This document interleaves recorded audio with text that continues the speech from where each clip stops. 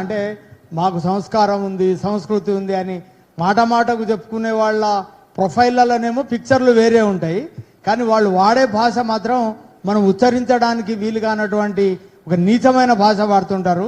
ఇందులో బాధితురాళ్ళల్లో మొదటి జాబితాల్లో డెఫినెట్గా సంధ్యకు ఉంటుంది కాబట్టి ఆమె కూడా తమ అమూల్యమైన సందేశం. Thank you Rahman. ముందుగా రెహమాన్ ఈ విషయం ఇట్లా మాట్లాడుతాం రౌండ్ టేబుల్ అంటే నేను చాలా హ్యాపీగా ఫీల్ అయినా. ఎందుకంటే ఈ అంశంలో నిజంగానే రెహమాన్ చెప్పినట్టు ఈ రాష్ట్రంలో ముందు బాధితులు మేమే ఉండొచ్చు. అంటే అందరూ ఎదుర్కొంటున్నారు, ఎవరు ఎగ్జామ్షన్ కాదు. ఇవాళ సీఎంల భార్యలకే కూడా ఆ పరిస్థితిని తీసుకొచ్చారు ఈ ట్రోలర్స్, లేదా పార్టీలలో ఉన్నటువంటి ఒక హేట్రెడ్ భావజాలం కావచ్చు, ఎదుటి వాళ్ళని కించపరిచి ఆనందించడం కావచ్చు, కించపరచడమే లేదు. దాంట్లో ఇక్కడ కూర్చుని అందరము ఏదో ఒక స్థితిలో ఎదుర్కొన్న వాళ్ళం, లేదా చూసిన వాళ్ళం, విన్నవాళ్ళం. కానీ ఈ కల్చర్ని ఎట్లా చెక్ పెట్టాలి అని మీ దగ్గర వచ్చిన ప్రపోజల్ ఏదైతే ఉందో దాన్ని చాలా కాలం మేము పబ్లిక్ సెన్సార్ బోర్డు ఉండాలి అనే డిమాండ్ని కూడా అన్ని ఛానళ్ళకి పేపర్లకి రాసాం. మా మహిళా సంఘాల జేఏసీ మహిళా ట్రాన్స్జెండర్ సంఘాల జేఏసీ తరఫున ఒక ప్రముఖ ఛానల్ బెడ్రూమ్లోకి వెళ్ళి షూట్ చేసి వివాహేతర సంబంధం ఒక మహిళా ఇన్స్పెక్టర్కు ఉన్నది, మహిళా ఏసీపీ ఉన్నది అని చెప్పి బెడ్రూమ్లోకి వెళ్ళిపోయి చేసినటువంటి సందర్భంలో దాన్ని మేము చాలా తీవ్రంగా అభ్యంతర పెడుతూ, ఈ ఛానళ్ళు బెడ్రూమ్లలోకి పోవడం ఏంటి, హిడెన్ కెమెరాలు పెట్టడం ఏంటి, లేదంటే బెడ్రూమ్లలోకి వెళ్ళి వీళ్ళు స్ట్రింగ్ ఆపరేషన్స్ పేరుతో చేయడం ఏంటి, ఇది చాలా అనైతికల్ అని చెప్పి పెద్ద చర్చ జరిగింది. ఇదే ప్లేస్లో ఇదే హాల్లో డెమాన్స్ట్రేషన్ కూడా చేశారు మా వాళ్ళు. తేజస్విని వీళ్ళందరూ కూడా టీవీ ఫేస్ అట్టలాగా పెట్టుకుని, అంటే ఎంత ఎంక్రోచ్మెంట్ ఇది, ఎంత ట్రెస్ పాసింగ్ జరుగుతుంది వ్యక్తిగత జీవితాల్లో కానీ కుటుంబాల్లో కానీ అనేది ఇంచుమించు ఇది జరిగి 10 ఏళ్ళు అయింది. ఇదే ప్లేస్లో మేము పెట్టాము. ఆ తర్వాత దాని మీద కేసులు వేసాం. మా తరఫున వసుధా నాగరాజు గారు కూడా కేసులు వేశారు, హైకోర్టులో కేసులు నడుస్తున్నాయి. అయితే నేను చెప్పొచ్చేది ఏంటంటే అడపా మేము ఈ కైండ్ ఆఫ్ జర్నలిజాన్ని వ్యతిరేకిస్తూ, అది ఎలక్ట్రానిక్ మీడియా అయినా ప్రింట్ మీడియా అయినా, అసలు ఈ రకంగా వ్యక్తుల జీవితాలను కించపరచడం, అట్లాగే వాళ్ళ జీవితాల్లో జోక్యం చేసుకోవడం అనే దాని పట్ల చాలా వాయిస్ రైజ్ చేశాం. కానీ ఈరోజు జర్నలిస్ట్ సంఘాలు కూడా కలిసి వచ్చి, ఆ రోజు కూడా మేము అడిగింది స్వీయ నియంత్రణ అవసరం, పబ్లిక్ సెన్సార్ బోర్డు ఒకటి ఏర్పాటు చేయండి, దాంట్లో ప్రముఖులను పెట్టండి. సో ఏ కంటెంట్ అభ్యంతరకరం ఉన్నా వాళ్ళు నోటీస్ ఇస్తారు, ఒక చెక్ ఉంటుంది, చెక్స్ అండ్ మెజర్స్ ఉంటాయి అని మేము అందరికీ లేఖ రాసాము, మినిస్టర్లకు ఇచ్చాము. సరే, అది ముందుకెళ్ళి ఆ రోజు మహిళా కమిషన్ కూడా ఇచ్చాం. ఇటీవల ఈ కొత్త మహిళా కమిషన్ చైర్పర్సన్ కూడా అంటే జెండర్ కంటెంట్ విషయంలో ఎట్లా ఉండాలి అనేది ఇచ్చాం. అసలు ఇక జెండర్కి వచ్చే వరకు ఇక చెప్పొద్దు, అది భయంకరం. ఇప్పుడైతే ఇంకా అసలు అన్ని రకాల నియంత్రణలు పోయినాయి, ఎవరినైనా ఏమైనా అనొచ్చు. మన పార్టీ కాకుంటే, మన సంఘం కాకుంటే, మన ప్రాంతం కాకుంటే, మన కులం కాకుంటే, మన జాతి కాకుంటే, మన జెండర్ కాకుంటే ఏమైనా దాడి చేయొచ్చు అనేటువంటి ఒక ధోరణి పెరిగింది. ఇది చాలా ప్రమాదకరంగా ఉంది, చాలా క్రూయల్గా అమానవీయంగా ఉంది. ఇప్పుడే రెహమాన్ చెప్పాడు, ఇవాళ బాధితురాలుగా ఉన్న అమృతని ఇంకా నేరస్తులుగా చూపించే పరిస్థితి. ఇంకా ఇన్నేళ్ల తర్వాత ఆమె ప్రపంచానికి దూరంగా అసలు మాట కూడా మాట్లాడకుండా సైలెంట్గా, ఈ ప్రభావం నా బిడ్డ మీద పడకుండా నేను పెంచుకుంటా, నన్ను వదిలేయండి, నన్ను ఎవ్వడు ఏం మాట్లాడినా నేను అసలు పట్టించుకోను కానీ అని ఆమె చెప్తుంది. అయినా సరే ఆమె గురించి ఆమె పేరులో ఏదో మార్పు వచ్చిందని, ఆమె పేరులో ఏదో పక్కన తీసేసిందని, ఆమె ఎందుకు వస్తలేదని, ఎవరికండి ఎందుకు ఇంత జడ్జిమెంటల్గా? మనం అందరం ఆలోచించాల్సింది ఏంటంటే, ఎదుటి వాళ్ళ జీవితాల గురించి ఇంత జడ్జిమెంటల్గా ఉండవలసిన అవసరం ఎవరికైనా ఉందా? ఇదేనా జర్నలిజం అంటే, ఇదేనా మీడియా అంటే, ఇదేనా సోషల్ మీడియా అంటే? ఎందుకంత జడ్జిమెంటల్గా తీర్పరితనం అంటారు తెలుగులో చెప్పుకోవాలంటే, ఎందుకంత జడ్జిమెంటల్గా ఉండాల్సిన అవసరం ఉంది? ఇతరుల జీవితాల పట్ల కానీ, వాళ్ళ వైయక్తిక విషయాలైనా కావచ్చు, ఆంతరంగిక విషయాలైనా కావచ్చు, ఏ విషయాల పట్లైనా ఏదైనా ఉంటే ఆబ్జెక్టివ్గా మాట్లాడండి. దానికి ఒక పరిధి ఉంటుంది. కానీ ఇవాళ అన్ని పరిధులు దాటి సాగుతున్నటువంటి అది ట్రోలింగ్, అది దాడి, అది ఎవరైనా సెన్సిటివ్గా ఉంటే మనం ఆంధ్రప్రదేశ్లో చూసాం. ఒక అమ్మాయి ఏదో మాకు ఇల్లు ఇచ్చింది అని చెప్తే ఆమె మీద జరిగిన ట్రోల్కి ఒక పార్టీ వల్ల నాకు ఇల్లు వచ్చింది, హ్యాపీగా ఉన్నానని ఆ అమ్మాయి చెప్తే ఆ అమ్మాయి మీద జరిగిన ట్రోల్కి ఆఖరికి ఆ అమ్మాయి చనిపోయింది ఆత్మహత్య చేసుకుని. అటువంటి స్థితి మన రాష్ట్రంలో కూడా చాలా సందర్భాల్లో కనపడుతుంది.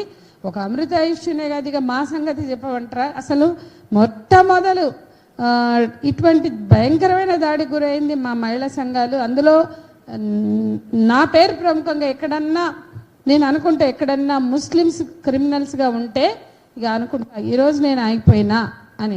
అటు బెంగాల్లో ఉండొచ్చు, బాంబేలో ఉండొచ్చు, ఢిల్లీలో ఉండొచ్చు, దునియాలో ఎక్కడైనా ఉండొచ్చు, ఒక ముస్లిం అది ఫేక్. అది ఆఖరికి బెంగాల్ది 24 పరగనాస్ కలెక్టర్, ఎస్పీ ఇద్దరు కూర్చుని అది ఫేక్ అని కూడా చెప్పారు. అయినా సరే వారం రోజులు నాది దేవిది ఫోటో పెట్టి అగో బెంగాల్లో అక్కడ తృణమూల్ కాంగ్రెస్, ఎక్కడ టీఎంసీ తృణమూల్ కాంగ్రెస్ నేతలు ఒక అమ్మాయిని చంపేశారు అని చెప్పి టీఎంసీ వాళ్ళు ఒక ఆర్ఎస్ఎస్ బీజేపీ సంథింగ్ బీజేపీ కార్యకర్తని చంపారు రేప్ చేసి అనేది ఒక ఫేక్ న్యూస్ పట్టుకొని ఇక మమ్మల్ని రాస్తారు. ఏం చేస్తున్నారు? ఇక బండబూతులు లేవండి, ఏది దొరికితే అది పట్టుకుని పోవాలట. ఆటో దొరికితే ఆటో, లారీ దొరికితే లారీ, బస్సు దొరికితే బస్సు పట్టుకుని మీరు బయలుదేరండి, బెంగాల్ బయలుదేరండి అంటారు. వీళ్ళు ఎవ్వరండి మాకు చెప్పనీకే? ఇట్లాంటివి వందలు. వాడు ఎవడో అమ్మాయిని, ఒక ముస్లిం క్రిమినల్ ఒక హిందూ అమ్మాయిని చాప్ చేసి ముక్కలు చేసి ఫ్రిడ్జ్లో పెడితే 10 రోజులు మన నంబర్లు పెట్టి ఈ లం అని పెట్టి వీళ్ళని అడగండి, వీళ్ళని నిలదీయండి అని మన నంబర్లు పెట్టేస్తారు.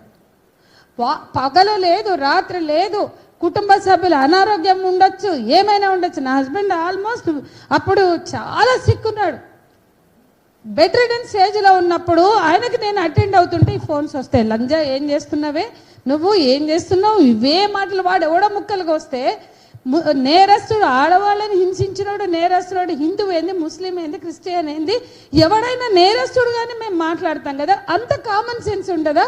అంటే ఇది ఇంటాలరెన్స్, ఒక ఇంటాలరెన్స్. దాని తర్వాత ఇంకొక అతను బాంబేలో ముక్కలు చేసిండు. మరి అప్పుడు కూడా నేనేం మాట్లాడలేదు. ఢిల్లీలో ముస్లిం చేసినప్పుడు మేమేం చేయలేదు, నువ్వు రోడ్డు మీదకి ఎందుకు రాలే ఖండించినాం, అది సరిపోదు. సోషల్ మీడియా పోస్ట్ పెట్టినాం, అది సరిపోదు, నువ్వు రోడ్ల మీదకి ఎందుకు రాలి అంటే వాళ్ళు సాటిస్ఫై అయ్యే స్టేజ్లో ఉండాలి. అది ముంబైలో చేసినాడు, వాడు కూడా ముక్కలు చేసి ఫ్రిడ్జ్లో పెట్టినాడు. కానీ నేనేం మాట్లాడలే, కానీ ఎవ్వరేమనలేదు. అంతెందుకు మొన్న గురుమూర్తి మన హైదరాబాద్లో సరూర్ నగర్లో గురుమూర్తి ముక్కలు చేసి కుక్కర్లో ఉడకబెట్టి ఆడ పడేసిండు. మరి ఆ గురుమూర్తి ముక్కలు చేసినప్పుడు నేను సప్పుడు కూడా లేదు, నేను అసలు కనీసం ఖండించలా. అంటే హిందువులు నేరస్తులుగా ఉన్నప్పుడు హిందువుల్లో చంపినప్పుడు ఏమన్నారు, ముస్లింలు చంపినా కూడా ఏమన్నారు, ముస్లింలు హిందువులు చంపితే ఇక ఇంత దారుణంగా తెగబడతారు. ఈ రాష్ట్రంలో 128 కుల దురహంకార హత్యలు జరిగినాయి ప్రణయ్తో సహా. కానీ ఒక కేసులో అది నేను పొలిటిసైజ్ చేయట్లా, అంటే హేట్రెట్ ఎట్లుంటుందో చెప్తున్నా. నాగరాజు అనే అబ్బాయిని, ముస్లిం అమ్మాయిని అశ్విని చేసుకున్నందుకు వాళ్ళ అన్న వాళ్ళ బావ కలిపి చంపారు నడి రోడ్లో. అంటే అది 72ది ఆ ఘటన. దాని ముందు 71 జరిగినాయి, దాని తర్వాత ఇప్పుడు 128కి చేరింది. ప్రతి ఘటన కుల దురహంకార ఘటన, ప్రతి హత్య కుల దురహంకార హత్య. అక్కడక్కడ జాతి ఉండొచ్చు, అక్కడక్కడ ఇద్దరు ఓసీల మధ్య అంటే జెండర్ కూడా ఖచ్చితంగా ఉంటుంది. కులం ఉన్న చోట జెండర్ ఉంటుంది, నేను ఖచ్చితంగా కులం ప్రధానం, కానీ దానికి జెండర్ తోడైనప్పుడు జరిగేవే ఈ కుల దురహంకార హత్యలు అని చెప్తున్నాం. కానీ దానికి ఏబీవీపీ స్టేట్ బంద్ కాలిస్తుంది, ఆమె గవర్నర్ తమిళసై దాని మీద దర్బార్ పెడుతుంది, బీజేపీ జాతీయ పిలిపిస్తుంది. ఏది నాగరాజు హత్య విషయంలో. నాగరాజు అయిన వారం కూడా కాదు 5 రోజులకే మన సుల్తాన్ బజార్, బేగం బజార్లో నీరజ్ పన్వార్ అనేవాడిని నరికి చంపారు.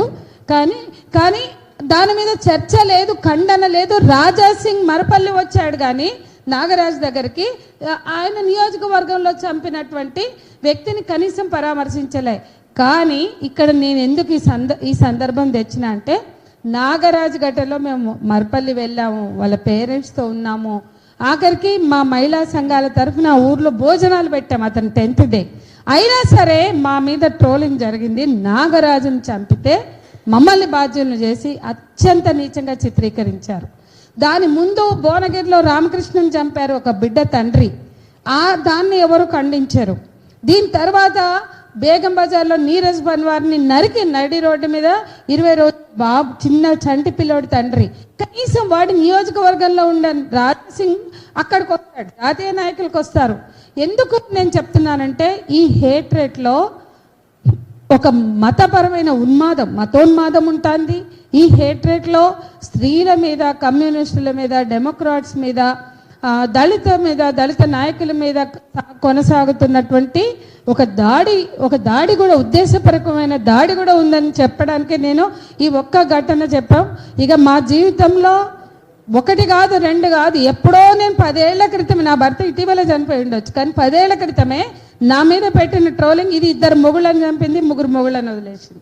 ఆఖరికి మేమిద్దరం కూర్చుని నేను నీ 14వ ఏట నుంచి నీ జీవితంలో నేను ఉన్నాను కదా, ఈ 13 ఏళ్ల లోపల నువ్వు 2 మొగుళ్ళని చంపి 3 మొగుళ్ళని వదిలేసావా అని నా భర్తే నాతో అంటే మేమిద్దరం మాట్లాడుకుని నవ్వుకున్న స్థితి. అంటే నేను ఒక ఉదాహరణగా మీకు చెప్పా. దీనమ్మ 100 మందితో పడుకుంటే ఇది పుట్టిందని రాస్తారు. ఇది ఎక్కడి సంస్కృతి? మమ్మల్ని రాశారు, మేము భరించాం, మేము నిలబడ్డాం. ఇటువంటి వాటికి తట్టుకుని ఇటువంటి వాటికి రియాక్ట్ అవ్వము, ఇటువంటిని సిద్ధపడతాం. కానీ ఇది ఎక్కడి దాకా వెళ్తుంది? ఇది పబ్లిక్గా రాశారు, నేను చెప్తున్నది రహస్యంగా రాసినవి కావు. మా ఫోటోలు పెట్టి మా గుండెల్లో అక్కడ గౌరీ లంకేష్ని చంపితే 1.5-2 నెలలు నడిపారు.